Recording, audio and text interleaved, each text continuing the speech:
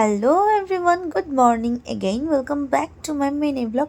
আজ না সকাল থেকে ভীষণ বৃষ্টি পড়ছিল, এর জন্য আমি তাড়াতাড়ি স্নান করে একদম আমার কাজটা সেরে নিলাম। আর রোজ কাজের মধ্যে আমার সবচেয়ে ইম্পর্টেন্ট কাজ হলো এই জামা কাপড়গুলোকে মেলা।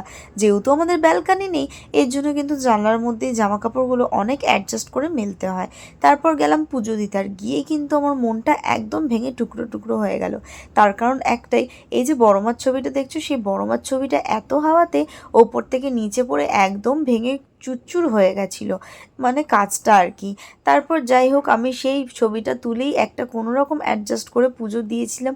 আর বুঝতে পারছিলাম না কেন মা এইভাবে পড়ে গেল, মনটা আমার ভীষণই খারাপ হয়ে গেছিলো। যাই হোক, ছবিটা আবারও বাঁধাতে দিতে হবে।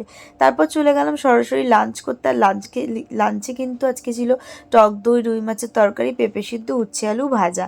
আর সন্ধ্যাবেলা কিন্তু মা করেছিল মালপোয়া। এইভাবেই দিনটা আমার কেটেছিল। চলো